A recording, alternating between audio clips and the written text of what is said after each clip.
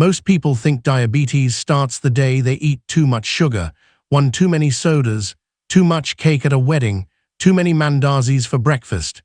And so the solution seems obvious, just cut the sugar right. But here is what most people do not know. By the time a doctor tells you that you have type 2 diabetes, your body has already been struggling silently for years, sometimes a decade. The sugar was never really the starting point.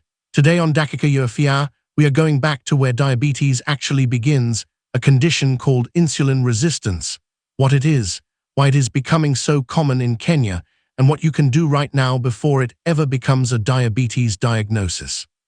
Let us start with some numbers that should make you pay attention. According to the International Diabetes Federation, Kenya has one of the fastest-growing diabetes rates in sub-Saharan Africa. Millions of Kenyans are currently living with diabetes, and a significant portion of them do not know it yet. Meanwhile, an even larger number are in a pre-diabetic state, meaning their blood sugar is already elevated, but not yet at the clinical threshold for a full diabetes diagnosis. Prediabetes is largely silent. It has no dramatic symptoms. People feel mostly fine until suddenly they do not. And almost all of this starts not with sugar, but with something that begins years earlier, in how your body responds to a hormone called insulin. To understand insulin resistance, you first need to understand what insulin actually does, because it is one of the most important hormones in your entire body, and most people have never had it explained clearly. Every time you eat carbohydrates, ugali, rice, bread, fruit, anything starchy or sweet, your digestive system breaks those carbohydrates down into glucose, which enters your bloodstream. Your blood sugar rises. Your pancreas detects this rise and releases insulin in response. Insulin works like a key. It unlocks the doors of your cells so glucose can enter them and be used as energy. Without insulin doing its job correctly, glucose stays stuck in your bloodstream with nowhere to go. In a healthy body, this process is smooth, efficient, and completely automatic. You eat, blood sugar rises, insulin is released, cells absorb glucose, blood sugar returns to normal. That cycle happens every single time you eat, multiple times a day, for your entire life.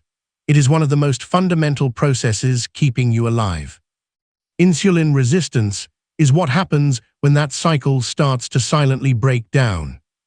Here is the clearest way to understand insulin resistance. Imagine insulin is knocking on the door of your cells trying to deliver glucose so your body can use it as energy.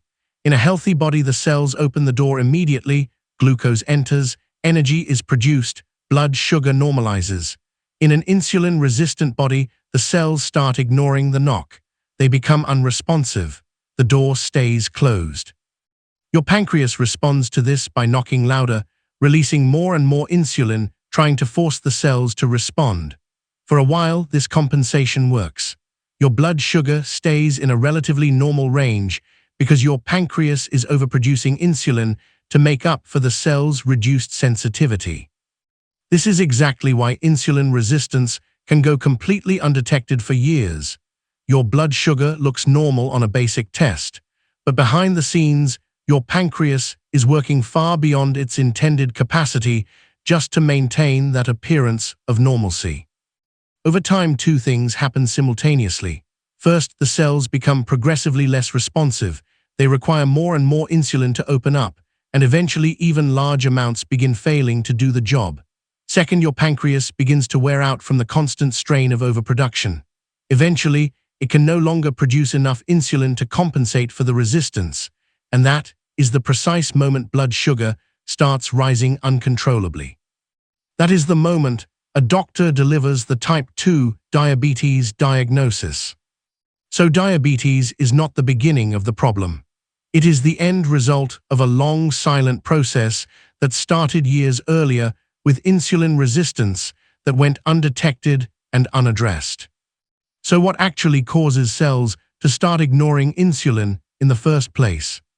The primary driver is excess fat stored inside and around the body's cells, particularly fat accumulated around the abdominal area and inside the liver and muscle tissue. This internal fat physically interferes with insulin signaling at the cellular level, making cells progressively less responsive to insulin over time regardless of how much the pancreas produces. And what drives that internal fat accumulation? Three things that are becoming increasingly common in modern Kenyan life. First, consistently eating more calories than the body uses, particularly from refined carbohydrates and highly processed foods. As we discussed in our ugali video, the issue is not carbohydrates themselves, but the volume consumed, the level of refinement, and the near-total absence of enough fiber and vegetables to balance and slow glucose absorption. Second, physical inactivity. Muscle tissue is one of the most critical sites of glucose absorption in the entire body. Active muscles absorb glucose efficiently and maintain high insulin sensitivity. Sedentary muscles do the opposite. They become insulin-resistant faster and contribute significantly to the escalating cycle. The shift in Kenya toward more desk-based work, longer commutes, and less physical movement is directly reflected in rising insulin resistance rates. Third, chronic stress combined with poor sleep quality. Both elevate cortisol, a stress hormone that directly raises blood sugar levels and over time contributes meaningfully to insulin resistance. This is why insulin resistance is not simply a sugar problem. It is a whole lifestyle problem that sugar happens to be one visible part of. Here is what makes insulin resistance so dangerous. Most people have absolutely no idea they have it, but there are signals worth knowing and watching for in your own body. Persistent fatigue, even after adequate sleep. Because your cells are not absorbing energy efficiently, your body feels constantly drained despite resting.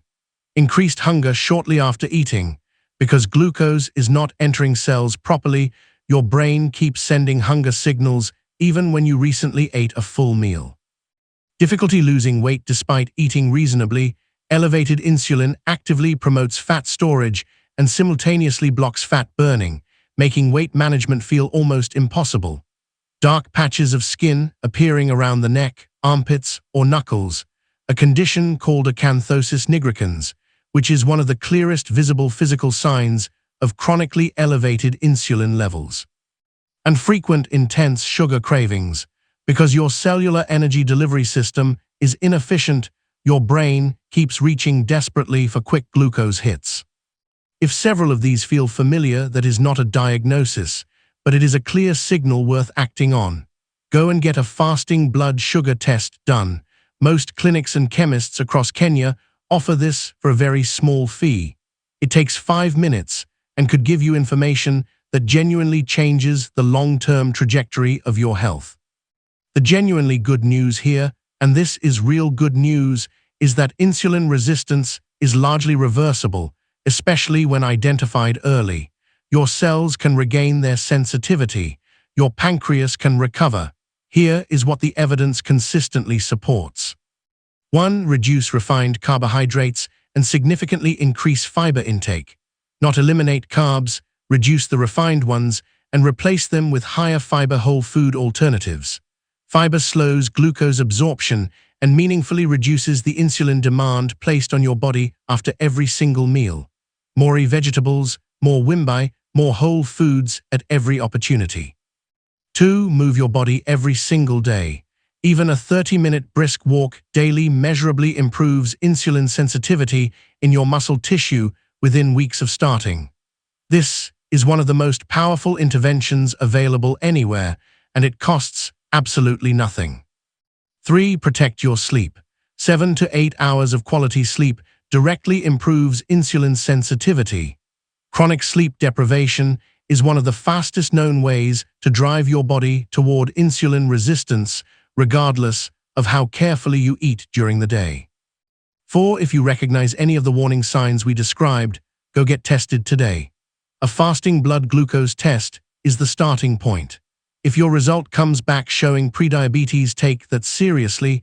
It is the critical window where consistent lifestyle changes can genuinely reverse the trajectory before it becomes a full type 2 diabetes diagnosis.